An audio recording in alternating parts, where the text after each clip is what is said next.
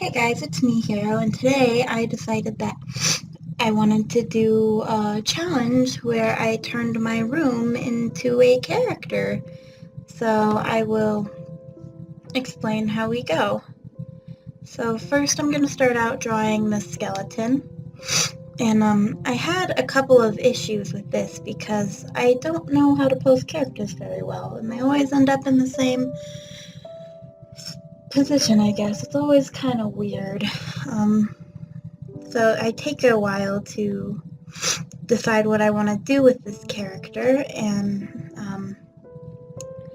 I do take a while.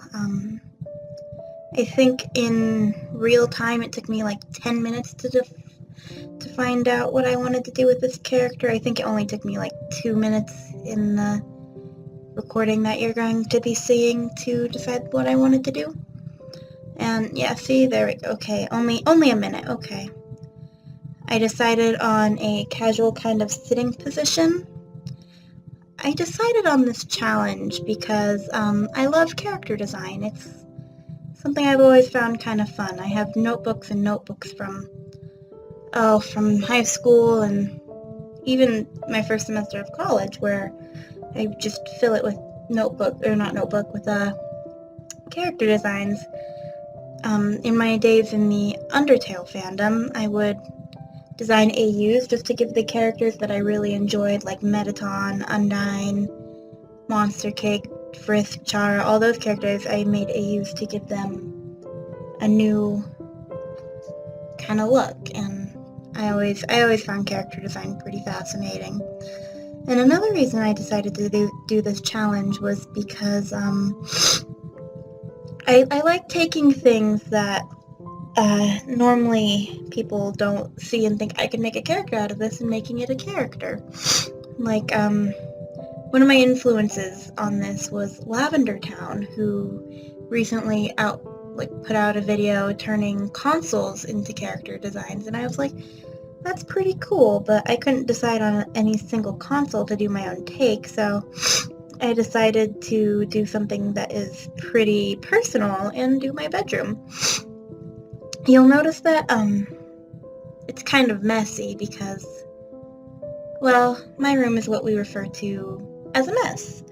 I've got one of my entire walls is just filled with a poster. Well, not with one poster, with a lot of posters. I think that's pretty cool, though.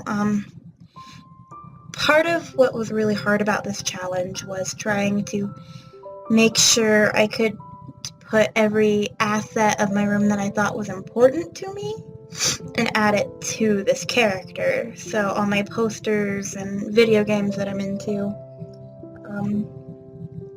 it was pretty hard. Another thing was trying to get all the colors to match, because my room is not very color coordinated as it is. You would think it would belong to a teenager, 13, 14 years old. Just how everywhere it kind of is. But that's okay. If you can't have a personal oasis in your bedroom, what can you have, really? So here we can see that I'm almost done with the body sketch with the skeleton. I learned that I hate this position that I chose. It was really hard because the way that the body bends is kind of weird. And I've always had problems getting the shoulders and the neck to look correct in this more kind of anime, cartoony style. And yeah, it was just kind of difficult, but all in all, I'm really happy with how it came out. Here you can see I was trying to decide on hair.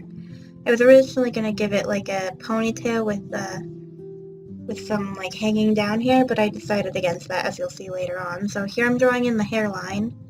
I decided on a widow's peak because I feel like that's more, I don't want to say fitting, but more natural kind of feeling hairline. And here I decided on a t-shirt for the shirt because I own mostly t-shirts. And so I figured if I was going to make my room a character, why not give it a wardrobe I would wear? And I decided on sneakers here because, again, I wear mostly sneakers in my day-to-day life. Occasionally I'll wear boots and occasionally I'll wear sandals, but mostly tried and true with the sneakers. I also chose shorts for this, as you'll see in a moment, because, I don't know, I think with the personality that I gave this character, shorts were just more fitting. And I gave her ankle socks because I like ankle socks. They are comfortable. Now, it looks like I'm moving on to do her tattoos. So that's how I decided to incorporate most of my posters, is through tattoos. As you can see here, I'm giving an Overwatch logo because one of my biggest posters in my bedroom is a Tracer poster. And then drawing in some arms because arms are very important. So that pause there, I was deciding what else I wanted to do with the tattoos, and it took me a while to figure out how I wanted to do it. But eventually I decided on giving this character tattoos that are similar, if not the same, as Jinx from League of Legends, because that's what I spend most of my free time doing, is playing League of Legends, and I have a couple of prints of Jinx up on my wall of posters. And now I also gave her a BioShock tattoo because that's one of my all-time favorite games, and I have a few BioShock prints up on my wall. And then I gave her a Persona 5 t-shirt because I love Persona 5, and I didn't know how else to incorporate it into the design. So I said, let's make it the t-shirt, and so I did. Had a little issue. As you can see, I spelled it Person 5 and not Persona. Now I think, I'm about to do the neck tattoo, I believe. Yeah, so I decided to do Uta's neck tattoo from Tokyo Ghoul because I love Tokyo Ghoul with every fiber of my being. I have the entire manga set and every season that's been released so far on DVD, plus some of the light novels. And if I could go back and redo this, I would make Tokyo Ghoul a more centric part of this character design, just because how central Tokyo Ghoul is to how my room is displayed. I have prints and posters and all the books, and I even have a cloth scarf that I've hung up on my wall that has Kaneki holding someone. I'm not going to say who because in case you're not into the show, I don't want to spoil it. Okay, now this top hat that I decided I wanted to add as kind of an homage of sorts, a reference to Five Nights at Freddy's, which growing up, well, not growing up, but since it was released, was a huge part of who I was and what I liked, and I still like it to this day, so I decided to add in those details. I wish I could have added more too, because I love Five Nights at Freddy's. And then I gave her messy curly hair because straight was too neat. A hair choice for how my room is. It's never neat. It's always in arranged chaos. And I gave her a smile but hid her eye because I wanted it to look like a friendly character but still kind of a on her own type of character, because that's what my room is. It's on its own. Well, it's not on its own. It's it's a getaway. I don't go out very often. I like to go and be alone, but I also want people to be able to feel welcome in my room. So that's why I did that. Now, as you can see, I'm doing the close-up of her face. I'm just sketching in. The close-up I could have done better, but, if every, what was that Steven Universe quote? If every pork chop was perfect, we wouldn't have hot dogs. And that's how I feel about the tattoo, too. It didn't turn out the best, but it was a simple little tattoo. Again, I gave her big eyes because I wanted her to seem kind of friendly. Now, if you'll see here, I wanted to give her a big, toothy smile, but I decided on just a little smirk again because reasons. And then here I'm adding a little ice skate tattoo because I love Yuri on Ice, but I couldn't fit it anywhere in the tattoos if I didn't, or unless I moved to her legs, which I didn't really want to do because I didn't want the thing to feel too busy. Alright, and now we're moving on to line work. Line work is always kind of really hard. I enjoy it, but sometimes it's just hard because the sketch would look so good and the line art would look not so good. So that's another one of my artistic struggles is with line art. And coloring, I guess. Not a whole lot to talk about until we get into the colors, and I'll explain why I chose what I chose when we get there. As you can see, lining the shirt. Doing some wrinkles. I'm really proud of how the wrinkles came out and how the trim on the shirt came out because I've never been good at doing clothing wrinkles. So this was a success. You'll notice at the end of the video the lines aren't colored, and I think I might go back eventually one day and color in the lines because I want to give it a more softer look, but for now I think, see there, okay, I fixed Persona and made it Persona. Anyway, I'd like to go back and fix the lines because, I don't know, colored lines just make it seem softer, and with the tattoos especially, I'd want it to seem not like part of the drawing, but more like a drawing within the drawing. But that's okay. Everyone's still learning. Now here I'm lining in the shorts, which I didn't think turned out too bad, but could have been better, I guess. But not bad, not bad. And now I'm lining in the shoes. I might give her different shoes if I ever go back to this, because I think a little more like a platform kind of sneaker would be better, but I gave her some thick legs because I like chubby thick legs, and as you can see I was having a little trouble trying to find the line art for the tattoo. Now here we go, lining the close-up. Now as you'll see I add a little ribbon around the top hat headband, and you'll see why in a few minutes, but it had to do with color choice really. And the hair was a struggle for me to try and get it around the headband. I'm still not quite happy with how the hair and the headband turned out, but that's okay too. And so here I am lining the tattoo again, which was much easier this time to find where the, yeah, see there's the ribbon. Now, I think I'm about to move on to the coloring. Yeah, I'm about to move on to the coloring. As you can see, I had some gaps in my line art, which I had to go in and fix.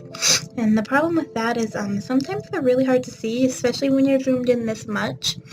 And you can see little individual pixels. But I got it squared away, sorted out. Takes me a few minutes though, but yeah, see, there we go. Okay, now there we go. And so for her hair, I chose this dark blue because my curtains are always drawn and it's always really dark in my bedroom. And I chose pink because I wanted kind of a gradient, and so it's not all dark and gloom and doom, but I actually do go back and change the shade of pink to match better with the colors that I had given the rest of the colors. Now I chose the skin tone that I chose because that's my skin tone in the real life, and so I wanted it to reflect that this is not just any generic kind of bedroom, it's my bedroom. That sounds really weird, but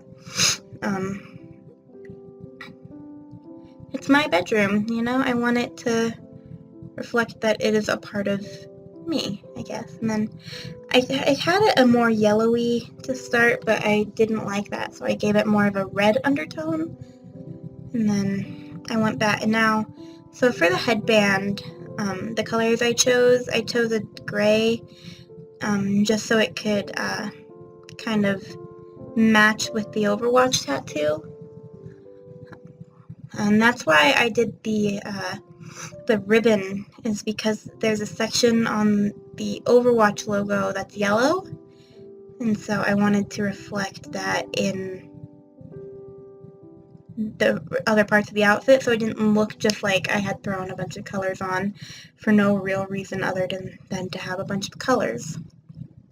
So now we're coloring, so I chose this color because Jinx from League of Legends has blue cloud tattoos and I have blue eyes, so I decided to bring that through. And then I chose kind of a dark, almost black gray for the hat and trim because Freddy Fazbear's top hat is black. Now here you can see I went in and colored the legs, which I had forgot to do previously.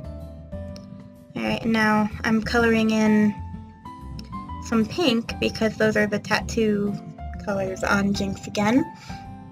I wouldn't pair it with that blue on the shoes next time though. I don't think that worked as well as I thought it would. And here, see, I'm going back in and I'm changing the pink so that the hair matches better with the rest of the character. And I'm just going in and covering back up the hot pink.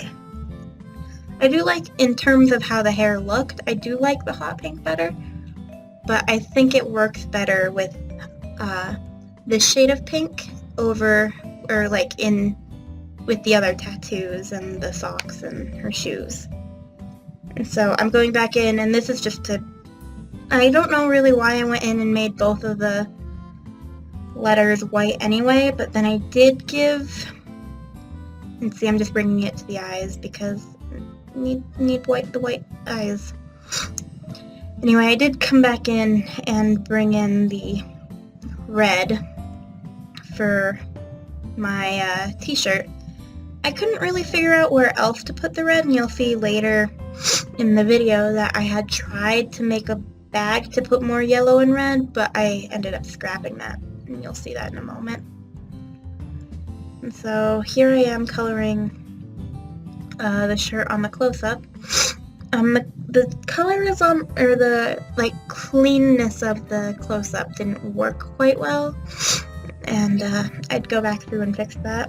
And as you can see, okay, so that shade I chose was because the BioShock logo has kind of a grimy feel to it, so that's why I chose those colors for the tattoo of the shorts. And so here I am trying to add in the bag, and it didn't work. If I had sketched it in, it probably would have worked, but I was trying to go straight into line art, and not very clean. I didn't like it, and I felt like it clashed with the overall feel of the character anyway, so I scrapped it completely.